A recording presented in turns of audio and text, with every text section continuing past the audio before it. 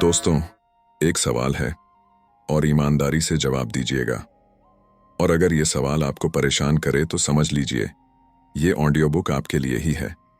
क्या आपको पूरा यकीन है कि आपकी जिंदगी के फैसले वाकई आपके अपने हैं? क्या आपको कभी ऐसा महसूस हुआ है कि आपकी जिंदगी में कुछ फैसले आपके नहीं लगते? जैसे आप कुछ करना नहीं चाहते थे, फिर भी कर बैठे। किसी पर भरोसा नहीं करना चाहते थे, फिर भी कर लिया। किसी से दूर रहना चाहते थे, फिर भी खींचते चले गए। या फिर आप उन रास्तों पर चल रहे हैं जो किसी और ने बहुत चुपचाप आपके सामने रख दिए। तो ये कोई संयोग नहीं था। इन्हीं सब सवालों का जवाब मिलेगा इस ऑडियो बुक में। ज्यादातर किताबें आपको ये सिखाने की कोशिश करती हैं कि दूसरों को कैसे मैनिपुलेट किया जाए, लेकिन ये ऑडियो बुक उससे एक कदम आगे ले जाती है, क्योंकि असली असर दिखता नहीं है, वो महसूस भी नहीं होता, और जब समझ आता है तब तक देर हो चुकी होती है। आज जो आप सुनने वाले हैं वो कोई मोटिवेशनल बातें नहीं हैं, ये वो मनोवैज्ञानिक सच्चाइयां हैं। तो ये ऑडियो बुक बीच में छोड़ना आपके लिए महंगा पड़ेगा। Chapter 1, forbidden desire. दोस्तों, सोच एक बार, रात के 2 बजे हैं। सैन फ्रांसिस्को की एक पुरानी सी बिल्डिंग का बेसमेंट, हल्की सी ठंड, चारों तरफ खामोशी, और एक आदमी अकेला बैठा है। उसके सामने एक डायरी खुली है। ये कोई आम आदमी नहीं, ये है एंटन लेवे, वही शख्स जिसने लोगों को बताया कि इंसान जिस चीज को जितना छुपाता है वही चीज उसे सबसे ज्यादा तोड़ देती है।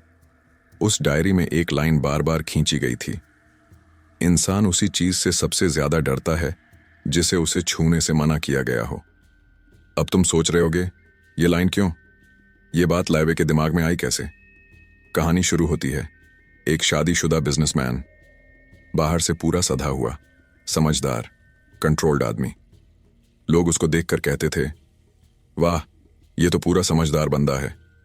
लेकिन एक दिन वो लेवे के पास आया और बिल्कुल टूट चुका था। उसने कहा, मैं हर चीज संभाल लेता हूं, बस एक चीज को छोड़कर। लेवे ने शांति से पूछा, कौन सी चीज? और बस यहीं से पूरा खेल पलट जाता है।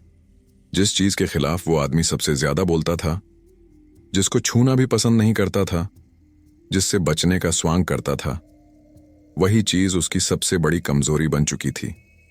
लेवे कहता है, मना की हुई चीज इंसान को बस पसंद नहीं आती, वो उसे अपने दिमाग में घुमा देती है। ये सिर्फ आकर्षण की बात नहीं है, ये हर चीज पर लागू होता है। रिश्ते, फैसले, आदतें, सब पर। जब इंसान को पता होता है कि कोई चीज उसके लिए मना है तो उसका दिमाग उसी पर अटक जाता है। उसे लगता है कि वो कंट्रोल में है, लेकिन असली कंट्रोल कौन करता है? उसका दबा हुआ डर, दबी हुई इच्छा और उसकी जिज्ञासा। और ये सिर्फ एक आदमी की कहानी नहीं है। लेवे के अनुसार ये हर इंसान में होता है। अब सबसे खतरनाक हिस्सा, लेवे कहता है, किसी को कंट्रोल करना है तो उसके सामने जाकर कुछ मत करो, बस उसे एक मना की हुई सोच दे दो, बाकी काम उसका दिमाग खुद करेगा। क्योंकि इंसान जितना किसी चीज से दूर भागता है, वो चीज उतनी ही तेजी से उसके दिमाग में चिपक जाती है। इसी वजह से कई आदतें, कई रिश्ते, कई कमजोरियां बिना किसी वजह के इतनी जबरदस्त बन जाती हैं। अब तेरे मन में सवाल होगा, अच्छा ठीक है, पर इस मना की हुई इच्छा को एक्टिव कैसे किया जाता है? किस तरह किसी को उसी चीज का ख्याल दिलाया जाता है जिससे वो खुद बचना चाहता है? लेवे ने इसके लिए एक फॉर्मूला दिया था, एक ऐसा तरीका जो अगर तूने समझ लिया तो लोगों का व्यवहार तुझे बिल्कुल साफ साफ दिखाई देने लगेगा। और अगला हिस्सा इसी फॉर्मूले के बारे में है। ये वो चीज है जो किसी के भी दिमाग में फॉरबिडन डिजायर का बीज लगा सकती है, चाहे वो आकर्षण हो, मैनिपुलेशन हो, या किसी को चुपचाप अपनी तरफ खींचना हो। यहीं रुकते हैं। अगले चैप्टर में हम खोलेंगे फॉरबिडन डिजायर कैसे काम करती है, असली मनोवैज्ञानिक मैकेनिज्म। Chapter 2, the command to look, नजर का ब्लैक मैजिक। दोस्तों, एक भीड़ भरा कमरा, लोग इधर उधर बात कर रहे हैं, कोई ध्यान नहीं दे रहा। लेकिन तभी दरवाजा खुलता है, एक महिला अंदर आती है। न कोई भारी मेकअप, न कोई चमकदार कपड़े, न कोई बड़ा एंट्री ड्रामा, फिर भी कमरे में मौजूद आधे लोग उसकी तरफ देख लेते हैं और बाकी आधे भी 2 सेकंड में उसी दिशा में खिंच जाते हैं। क्यों? क्या वो सबसे खूबसूरत थी? नहीं। क्या वो सबसे आकर्षक दिख रही थी? जरूरी नहीं। फिर ऐसा क्या था? एंटन लैवे इस कॉन्सेप्ट को कहते हैं द कमांड टू लुक, नजर को खींचने की ताकत। अब यहां असली ट्विस्ट आता है। लैवे बताता है कि असली कंट्रोल आपकी पर्सनालिटी या लुक से नहीं आता, बल्कि उस इनविजिबल पुल से आता है जो आपकी एंट्री, आपकी चाल, आपके रुख, आपकी नजर सब में छुपा रहता है। और इस बात को समझाने के लिए लैवे एक बेहद रोचक केस शेयर करता है। ये कहानी है एक ऐसी महिला की जिसके बारे में लोगों की पहली प्रतिक्रिया थी, अरे इसमें क्या खास है? लेकिन कुछ सेकंड बात करने पर हर आदमी को लगता था कि ये कुछ अलग है। उस महिला के पास एक गुप्त हथियार था। न कोई मेकअप ट्रिक, न कोई फैशन हैक और न ही कोई डायलॉग बाजी। उसका हथियार था उसकी नजर। वो रूम में आते ही एक चीज करती थी, वो अपने आसपास के लोगों को एक पल को पूरी तरह ऑब्जर्व करती थी। ऐसा लगता था जैसे उसकी आंखें आपको जांच रही हों, तौल रही हों और साथ ही आपको अपनी तरफ खींच रही हों। लैवे कहता है, असली खेल देखे जाने का नहीं होता, असली खेल देखने के तरीके का होता है। अब आप सोच रहे होंगे, आंख उठाकर देख लेने में भला क्या जादू? यहीं पर असली राज छिपा है। आप किसी को ऐसे देखते हैं कि उसे लगे कि वो आपके लिए भीड़ में एक अलग इंसान है। उसे महसूस हो कि ये मेरी तरफ क्यों देख रहा है, इसमें क्या है? लैवे कहता है, अगर आप किसी को सिर्फ एक पल के लिए भी अपने देखने के तरीके से हिला सके तो खेल आपके हाथ में है। अब सस्पेंस यहां बढ़ता है, क्योंकि कमांड टू लुक एक सामान्य नजर नहीं होती। ये एक ट्रिगर होती है, एक ऐसा ट्रिगर जो सामने वाले के दिमाग में 3 सेकंड के अंदर 3 रिएक्शंस पैदा करता है। कौन है ये? क्यों देख रहा है? मेरे बारे में क्या सोच रहा है? और मानव दिमाग किसी भी ऐसी नजर को सीधे खतरे या आकर्षण की कैटेगरी में डाल देता है। आपने गौर किया होगा, बहुत बार कोई अजनबी आपको देख ले तो आप खुद को रोक नहीं पाते और दोबारा उसकी तरफ देखते हैं। आपके मन में एक छोटा सा झटका आता है, ये कौन है? यही झटका है कमांड टू लुक। अब असली सवाल, क्या यह सीखा जा सकता है या ये सिर्फ कुछ लोगों में ही होता है? लैवे कहता है कि कमांड टू लुक एक कौशल है और इसे 3 चीजों से विकसित किया जा सकता है। आपकी एंट्री, कैसे अंदर आते हैं, आपकी नजर, कैसे देखते हैं, आपकी ऊर्जा, आप खुद को कैसा महसूस कराते हैं। ये तीनों चीजें मिलकर आपकी पर्सनालिटी को एक इनविजिबल मैग्नेट में बदल देती हैं। लैवे बताता है कि अगर आप कमांड टू लुक में माहिर हो गए तो आप बिना कुछ बोले किसी के दिमाग में अपनी जगह बना सकते हैं, और ये जगह हफ्तों तक नहीं, सालों तक रहती है।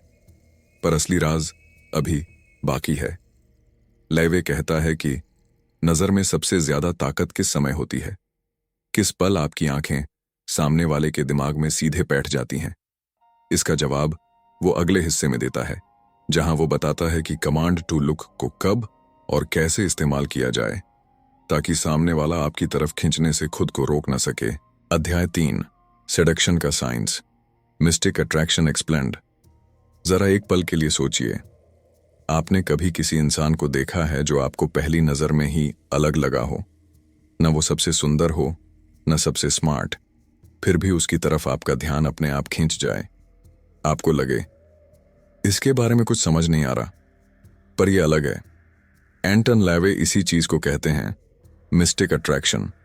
वो खिंचाव जो दिखाई नहीं देता, बस महसूस होता है। इसी किताब में लैवे एक महिला का जिक्र करता है। उसका नाम नहीं बताया गया, पर उसकी खासियत साफ थी। वो ऐसी थी जिसे लोग समझ नहीं पाते थे। कुछ लोग उसे नजरअंदाज करते, लेकिन कुछ लोग पहली मुलाकात में ही उसकी तरफ खींच जाते थे, और जो खींचते थे वो खुद नहीं समझते थे कि क्यों खींच रहे हैं। यहां एक छोटा सा सीन समझिए। एक पार्टी में वही महिला खड़ी थी, कपड़े साधारण, चेहरा सामान्य, बातचीत में भी कुछ ज्यादा नहीं। लेकिन एक आदमी उसे 5 मिनट देखता है, फिर उसके पास जाता है और अजीब तरह से उसकी बातों में खोने लगता है। बाद में वो आदमी कहता है, मुझे नहीं पता क्यों, पर मैं महसूस कर रहा था कि इसमें कुछ तो है। लेवे बताता है कि यही है मिस्टिक अट्रैक्शन, वो आकर्षण जो आपको कारण दिए बिना अंदर से हिला देता है। और इस आकर्षण के पीछे साइंस है, मनोविज्ञान है और इंसानी दिमाग की एक बहुत बड़ी कमजोरी। अब यहां सस्पेंस शुरू होता है। लेवे कहता है कि मिस्टिक अट्रैक्शन का असली खेल आपके चेहरे या शरीर में नहीं, बल्कि आपकी अनजानी बातें में होता है। यानी आप जितने कम समझ में आते हैं उतने ज्यादा आकर्षक बनते हैं। लेकिन क्यों? यहां असली वैल्यू आती है। मानव दिमाग खाली जगहों को भरना चाहता है। अगर आप किसी को पूरा नहीं समझ पाते तो आपका दिमाग ऑटोमेटिकली उसके बारे में थ्योरीज बनाना शुरू कर देता है और इसी इमेजिनेशन में आकर्षण पैदा होता है। रहस्य आपको खींचता है। जो चीज साफ दिखती है वो जल्दी बोर कर देती है, पर जो चीज आधी छुपी हो वो दिमाग को उलझाए रखती है। आपके अनजाने हिस्से दूसरों के दिमाग में जगह बनाते हैं। लेवे कहता है, लोग आपको असल में नहीं पसंद करते, लोग आपको अपनी कल्पना में पसंद करते हैं। कल्पना कीजिए, अगर आप जानबूझकर अपनी पर्सनैलिटी के कुछ हिस्से लोगों से छुपा दें, कुछ बातें हाफ रिवील करें, कुछ चीजें बस संकेत में छोड़ दें, तो क्या होगा? लेवे के अनुसार आप एक साधारण इंसान से सीधे मिस्टिक फिगर बन जाते हैं। आप आम भीड़ का हिस्सा नहीं रहते, आप अलग दिखते हैं। अब यहां इंपॉर्टेंट वैल्यू आती है। मिस्टिक अट्रैक्शन कैसे बनाया जाए? 3 आसान लेकिन शक्तिशाली तरीके। 1, हर बात खुलकर न बताएं। जो भी आप हैं उसे पूरा खुला न रखें, थोड़ी जगह इमेजिनेशन के लिए छोड़ें। 2, अपने व्यवहार में अनप्रेडिक्टेबिलिटी रखें। हर बार एक जैसा रिएक्ट मत करें, कभी शांत, कभी तेज, कभी हल्का मजाक, कभी सीधी बात। आप जितने कम प्रेडिक्टेबल होंगे उतने ज्यादा याद रखे जाएंगे। 3, अपनी एनर्जी में मिस्ट्री रखें। आप जिस चीज में जेन्युइनली दिलचस्पी रखते हैं उसके बारे में डेप्थ रखें, पर पूरी डेप्थ रिवील ना करें। लोग डेप्थ को प्यार करते हैं, पर पूरी डेप्थ एक ही बार में नहीं। अब असली ट्विस्ट। लेवे कहता है कि मिस्टिक अट्रैक्शन सिर्फ आकर्षण नहीं बनाता, ये कंट्रोल भी देता है। क्योंकि जब कोई आपको समझ नहीं पाता तो वो आपको अंडर एस्टिमेट नहीं कर सकता और ना इग्नोर कर सकता है। लेवे का सबसे बड़ा खुलासा था, रहस्य सिर्फ ध्यान नहीं खींचता, रहस्य शक्ति पैदा करता है। लेकिन यह शक्ति कब काम करती है? किस पल मिस्टिक अट्रैक्शन किसी के अंदर जड़ पकड़ लेता है और कब यह अट्रैक्शन ऑब्सेशन बन जाता है? इसका जवाब लेवे अगले हिस्से में देता है, जिसे हम अगले अध्याय में खोलेंगे। अध्याय 4, फीमेल आर्केटाइप्स, 4 चेहरे जो किसी को भी अपने असर में ले सकते हैं। दोस्तों, जरा एक पल के लिए सोचिए, किसी भी भीड़ में आपको कुछ महिलाएं याद क्यों रह जाती हैं और कुछ बिल्कुल भी नहीं? कभी सोचा है कि ऐसा क्यों होता है? सबके चेहरे अलग, सबकी आवाज अलग, फिर भी कुछ महिलाएं सीधे दिमाग पर छाप छोड़ देती हैं। एंटन लेवे कहता है, हर महिला खूबसूरती से नहीं जीतती, वो अपने टाइप से जीतती है। यहीं पर इस अध्याय का असली खेल शुरू होता है। लेवे एक कहानी बताता है, एक ही ऑफिस में काम करने वाली 4 महिलाएं, सबकी पोजीशन अलग, स्वभाव अलग और दिखने में भी बहुत फर्क। लेकिन अजीब बात यह थी कि चारों की तरफ खींचने वाले लोग बिल्कुल अलग थे। हर महिला का अपना ऑडियंस सेगमेंट था। लेवे इसे कहता है 4 आर्केटाइप्स, 4 चेहरे, 4 तरह की ताकतें। अब इन चारों का असर क्या था? समझिए असली केस। पहली महिला, डी ट्रेडिशनल, सुकून देने वाली। ये वो है जो लोगों को शांति, सुरक्षा और भरोसा देती है। उससे बात करते ही लगता है ये इंसान मेरे मन को समझती है। लोग इसकी तरफ खींचते इसलिए हैं क्योंकि ये घर जैसा एहसास देती है। दूसरी, दी सेडक्ट्रेस, चुपचाप खींचने वाली। ये दिखावे से नहीं, अपनी नजर, चाल और बोलने के तरीके से असर डालती है। ये कभी ज्यादा खुलकर बात नहीं करती, पर जो भी कहती है उसका आधा हिस्सा बस अटक जाता है दिमाग में। तीसरी, द इंटेलेक्चुअल, दिमाग पकड़ने वाली। ये खूबसूरती से नहीं, अपने दिमाग और बातों से असर डालती है। ये वो महिला है जिससे बातें करते करते आप समय का हिसाब भूल जाते हैं। चौथी, डी वाइल्ड, अनप्रेडिक्टेबल। इसमें सबसे ज्यादा स्पार्क होता है, कभी बहुत हंसमुख, कभी बिल्कुल शांत, कभी अचानक मजाक, कभी सीधे साधे जवाब। ये इंसान को अपने अंदाज से चौंकाती है और यही इसका सबसे बड़ा हथियार है। अब सस्पेंस यहीं बढ़ता है। लैवे कहता है कि ये चारों टाइप सिर्फ आदतें या स्टाइल नहीं हैं, ये हमारे दिमाग के 4 अलग अलग ट्रिगर्स को एक्टिवेट करती हैं और हर आदमी के अंदर चारों ट्रिगर्स मौजूद होते हैं, पर एक ट्रिगर हमेशा बाकी 3 से ज्यादा तेज होता है। इसका मतलब हर आदमी का किस टाइप की तरफ खींचना पहले से सेट होता है। क्या एक महिला इन चारों टाइप्स को सीख सकती है या वो टाइप पैदा ही होती है? लैवे का जवाब चौंकाने वाला है। हर महिला अपने टाइप को बदल सकती है। और फिर वो बताता है कि कब कौन सा टाइप सबसे ज्यादा प्रभावी होता है। अब यहां असली वैल्यू आती है। एक, डी ट्रेडिशनल, जब सामने वाला स्थिरता चाहता है। थके हुए, परेशान, तनाव में डूबे पुरुष इस टाइप की ओर तुरंत खींचते हैं। 2, दी सेडक्ट्रेस, जब आदमी रहस्य ढूंढ रहा हो, ये टाइप क्यूरियोसिटी जगाती है, लोग इसके बारे में सोचना बंद नहीं कर पाते। 3, दी इंटेलेक्चुअल, जब आदमी को मानसिक स्टिम्युलेशन चाहिए, ये टाइप दिमागी खालीपन भर देती है। 4, दी वाइल्ड, जब आदमी को एक्साइटमेंट और थ्रिल चाहिए, ये टाइप रूटीन से बोर हो चुके लोगों को इंस्टेंटली खींचती है। लैवे कहता है कि सबसे ज्यादा ताकतवर महिला वो होती है जो अपने अंदर इन चारों टाइप्स की एक एक झलक रखती है, क्योंकि इसमें अनप्रेडिक्टेबिलिटी पैदा होती है और अनप्रेडिक्टेबिलिटी ही असली अट्रैक्शन है। लैवे अगले हिस्से में ये बताता है कि इन टाइप्स को सिर्फ पहचाना नहीं जाता, इन्हें इस्तेमाल भी किया जा सकता है, उससे भी खतरनाक तरीके से, जैसा लोग सोच भी नहीं पाते। अगले अध्याय में हम जानेंगे कॉन्फिडेंस का ऑनरा कमरे में कदम रखते ही किस तरह असर जमता है। दोस्तों, एक मीटिंग रूम है, लोग बैठे हैं, मोबाइल देख रहे हैं, फाइलें पलट रहे हैं, कोई किसी को नोटिस नहीं कर रहा। और तभी दरवाजा खुलता है, एक इंसान अंदर आता है। न कोई बड़ी एंट्री, न बड़े कपड़े, न कोई ओवर एक्टिंग, फिर भी पूरा कमरा कुछ सेकंड के लिए शांत हो जाता है। 2-3 लोग उसकी तरफ देखते हैं, कुछ लोग नजर चुरा लेते हैं और बाकी लोग अचानक अपने अपने व्यवहार को सुधार लेते हैं। ऐसा क्या हुआ? एंटन लैवे इस चीज को कहते हैं ऑनरा ऑफ कॉन्फिडेंस, वो ताकत जो बिना बोले कमरे को बदल देती है। अब असली कहानी शुरू होती है। लैवे एक आदमी का जिक्र करता है। वो दिखने में बिल्कुल सामान्य था, न बहुत हैंडसम, न बहुत ताकतवर, न बहुत स्टाइलिश, लेकिन उसकी एंट्री ऐसी होती थी कि लोग उसे अंडर एस्टिमेट नहीं कर पाते थे। एक बार एक महिला ने लैवे से कहा, वो आदमी अंदर आया और मुझे लगा कमरे की हवा ही बदल गई।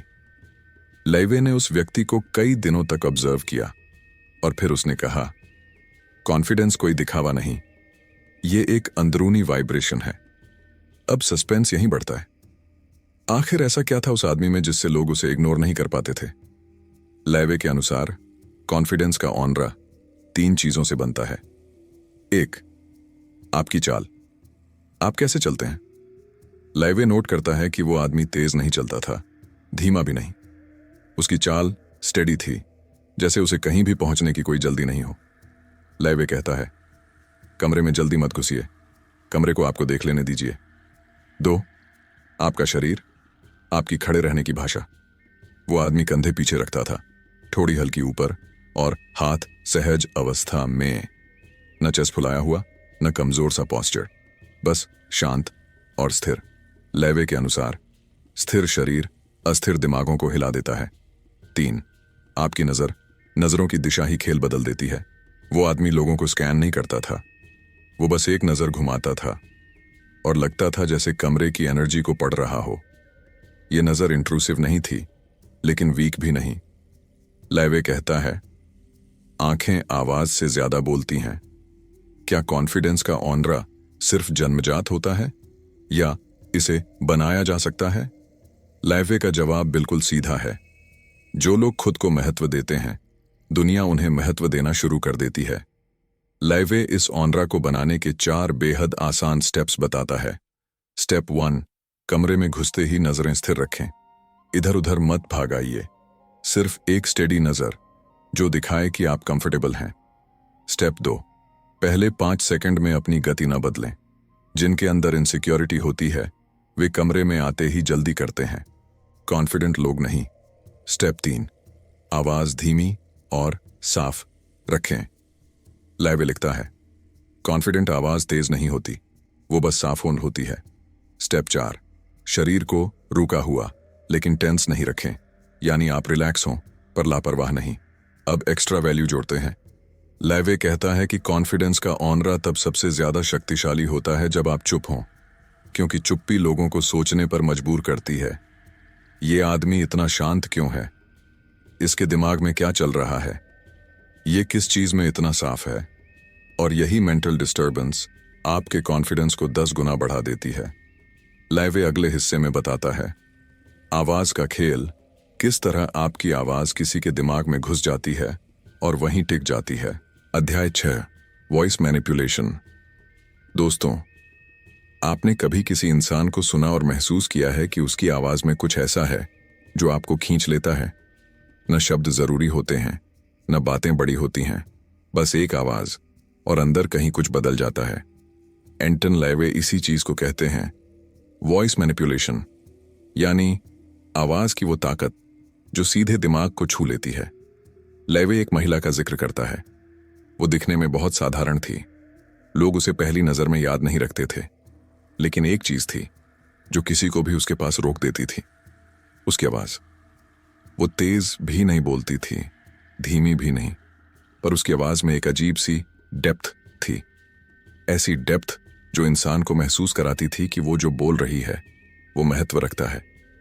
एक बार एक आदमी ने लाइवे से कहा, मैं उससे बात नहीं कर रहा था, उसकी आवाज सुन रहा था और मेरे दिमाग में उसकी हर बात चिपकती जा रही थी। लाइवे ने यह सुनकर कहा, आवाज इंसान के दिमाग का सबसे आसान रास्ता है। अब सस्पेंस यहां से शुरू होता है।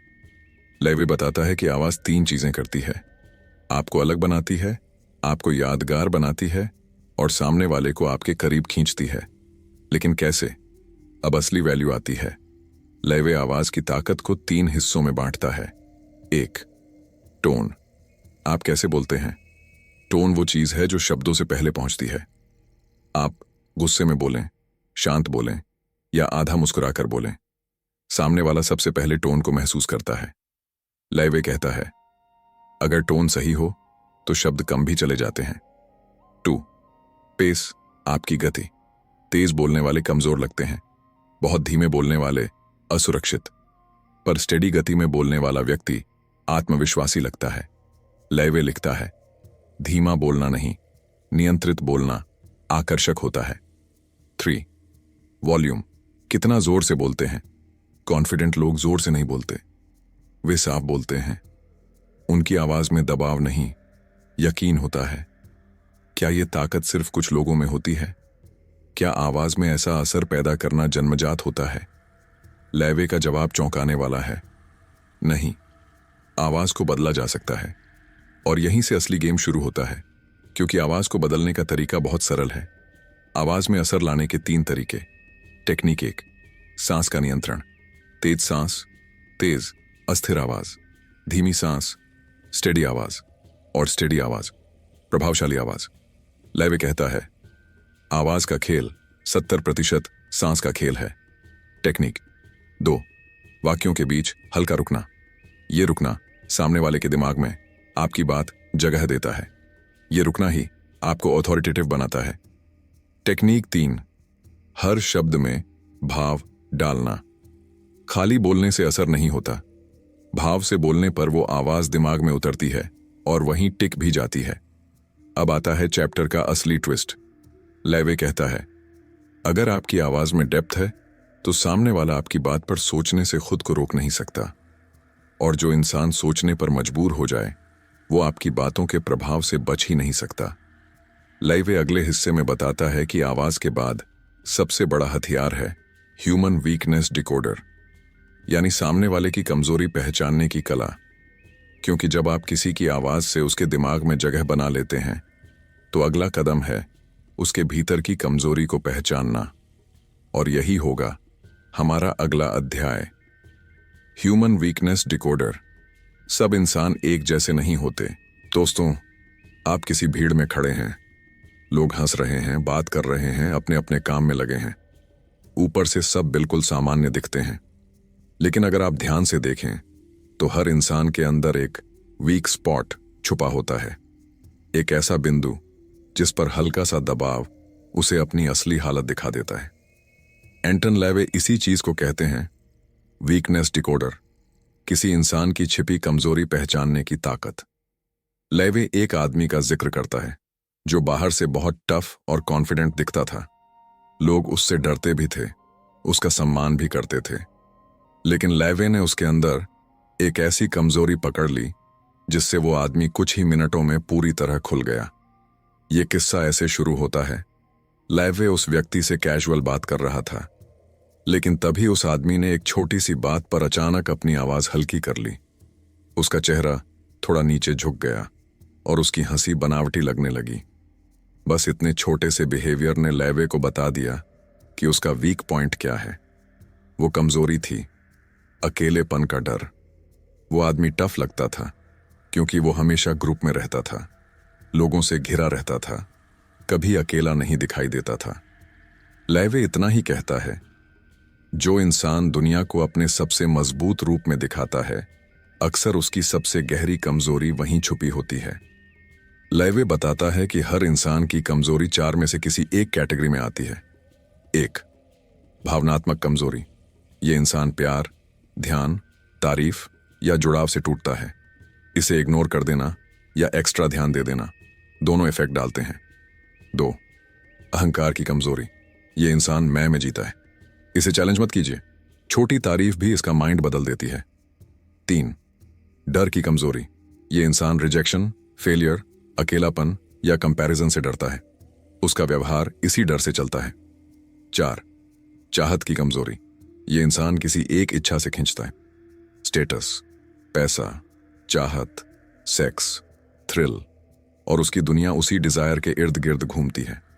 क्या किसी इंसान की कमजोरी सच में पहचानना इतना आसान है या इसके लिए बहुत एक्सपीरियंस चाहिए?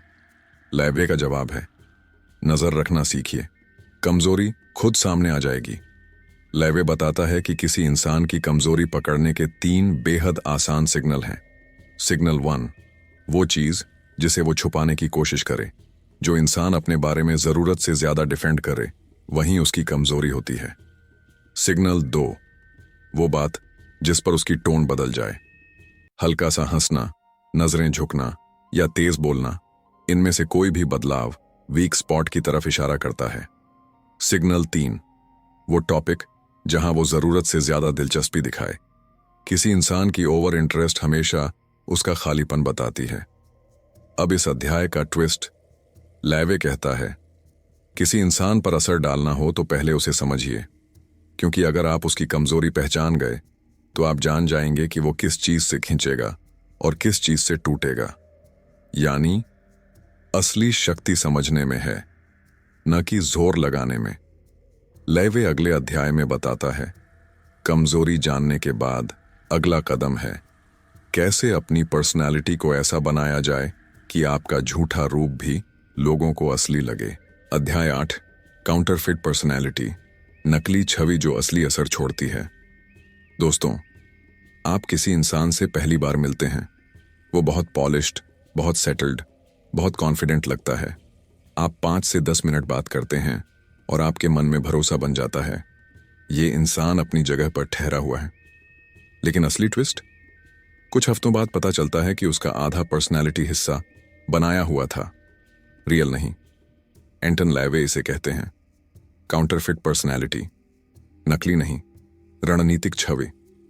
अब यहां कहानी शुरू होती है। लेवे एक ऐसी महिला का जिक्र करता है जिसे शुरू में कोई नोटिस नहीं करता था। न उसकी पर्सनैलिटी स्ट्रांग थी, न उसका कॉन्फिडेंस। वो भीड़ में गायब हो जाने वाली इंसान थी। लेकिन अचानक कुछ महीनों में उसी महिला का नाम ऑफिस में चर्चा बनने लगा। लोग उसे कंसल्ट करने लगे, उसकी राय को महत्व देने लगे। कुछ लोग उसे पावर फिगर की तरह देखने लगे। ये बदलाव अचानक कैसे हो गया? लेवे बताता है, उसने अपनी काउंटरफिट पर्सनैलिटी बनाई थी। किसी ने उसे ये नहीं सिखाया था, उसने बस दुनिया को ऑब्जर्व किया, और सीखा कि दिखना क्या है और छुपाना क्या है। किस तरह एक साधारण इंसान कुछ ही हफ्तों में इतना इन्फ्लुएंस बना सकता है। लेवे इसका जवाब देता है, लोग असलियत नहीं देखते, लोग वो देखते हैं जो आप उन्हें दिखाते हैं। लेवे कहता है कि काउंटरफिट पर्सनैलिटी 3 हिस्सों में बनती है। 1, 2, वो चीजें जिन्हें आप छुपाना चाहते हैं, आपके डर, आपकी इनसिक्योरिटी, आपकी कमी, ये सब पीछे रह जाते हैं जब आप उन्हें दिखाते ही नहीं। 3, वो बिहेवियर जो आपकी बनाई छवि को सपोर्ट करता है। आप ऐसा व्यवहार करते हैं जैसे आप पहले से उस छवि के मालिक हों। यही वो बिंदु है जहां नकली छवि धीरे धीरे असली व्यक्तित्व बन जाती है। क्या काउंटरफिट पर्सनैलिटी सिर्फ छल है? क्या ये दूसरों को धोखा देने जैसा है? लेवे का जवाब बेहद चौंकाने वाला है। नहीं, ये धोखा नहीं, ये स्ट्रैटेजी है। और वो एक लाइन लिखता है जो इस पूरे अध्याय का सार है। दुनिया आपको आपके असली रूप से नहीं, आपके प्रोजेक्टेड रूप से जज करती है। लेवे बताता है, काउंटरफिट पर्सनैलिटी बनाने के 3 सरल लेकिन बेहद इफेक्टिव तरीके। 1, अपने आप को उस स्थिति में इमेजिन करना जहां आप बनना चाहते हैं। लेवे कहता है, दिमाग इमेजिनेशन और रियलिटी में फर्क नहीं करता। आप जैसा सोचते हैं वैसे ही बिहेव करने लगते हैं। 2, छोटी छोटी आदतें अपनाना जो बड़ी छवि को सपोर्ट करें, जैसे स्टेडी चाल, साफ आवाज, कम बोलना, सीधे देखना और सोच समझकर प्रतिक्रिया देना। ये छोटी छोटी आदतें आपकी नई पर्सनैलिटी का ढांचा बन जाती हैं। 3, अपनी कमजोरियों को अपनी बातचीत का हिस्सा न बनने देना। कमजोरी छुपाना झूठ नहीं है, ये सर्वाइवल है, ये स्ट्रैटेजी है। अब अध्याय का ट्विस्ट। लेवे कहता है, काउंटरफिट पर्सनैलिटी सबसे ज्यादा असरदार तब होती है जब आप उसमें थोड़ी सच्चाई भी मिला दें। यानी पूरी छवि नकली नहीं होती, उसमें आपका असली हिस्सा भी शामिल रहता है। सिर्फ उसे पॉलिश किया जाता है, शार्पन किया जाता है, मजबूत बनाया जाता है। और यही मिश्रण आपको भीड़ से अलग कर देता है। लेवे कहता है, अगर आप अपनी पर्सनैलिटी को खुद बना सकते हैं तो फिर आपकी जिंदगी आपके कंट्रोल में आ सकती है। पर सवाल यह है, आप कौन बनना चाहते हैं? यहीं पर आपकी किताब का सबसे बड़ा एक विचार सामने आता है। मनुष्य जन्म से वह नहीं होता जो वह दिखता है, वह वही बनता है जिसे वह खुद बनाने की हिम्मत रखता है। तो ये थी द सैटेनिक विच की वो गहराई जिसे समझने की हिम्मत हर किसी में नहीं होती। अगर आपने ध्यान से सुना है तो आप एक बात तो साफ समझ गए होंगे, दुनिया को चलाने वाली असली ताकत दिमाग है, और दिमाग को चलाने वाली ताकत आपकी छवि, आपकी आवाज, आपका रहस्य और आपकी समझ है। किताब ने आपको यह दिखाया कि इंसान सिर्फ वो नहीं है जो ऊपर से दिखता है। इंसान वो है जो अपनी कमजोरियों के पीछे छुपा हुआ है, जो अपनी चाहतों के हाथों चलता है और जो उस छवि से प्रभावित होता है जिसे आप उसके सामने पेश करते हैं। अब सवाल यह नहीं कि आपके पास ताकत है या नहीं, सवाल यह है कि आप अपने भीतर छुपी ताकत को देखने की हिम्मत रखते हैं या नहीं। अगर ये पूरी यात्रा आपको थोड़ी भी समझ, थोड़ी भी क्लैरिटी, थोड़ा भी कॉन्फिडेंस दे पाई है तो याद रखिए, ये तो बस शुरुआत है, क्योंकि असली सर तो आगे है। हम हर रात, हर कहानी, हर किताब आपको कुछ ऐसा देने की कोशिश करते हैं जो आपकी सोच बदल दे, आपके नजरिए को घुमा दे और आपको अपने ही अंदर एक नया इंसान खोजने में मदद करे। अगर आपको यह अनुभव अच्छा लगा, अगर आपको लगा कि ये बातें आपकी जिंदगी में काम आ सकती हैं, तो आपसे एक छोटी सी अपील है, हमारे चैनल 7 PM ऑडियो बुक को सब्सक्राइब कर लीजिए, क्योंकि आगे आने वाली कहानियां, आगे आने वाली किताबें और आगे आने वाली सीख आपके दिमाग को और तेज और समझदार और ज्यादा पावरफुल बनाएंगी।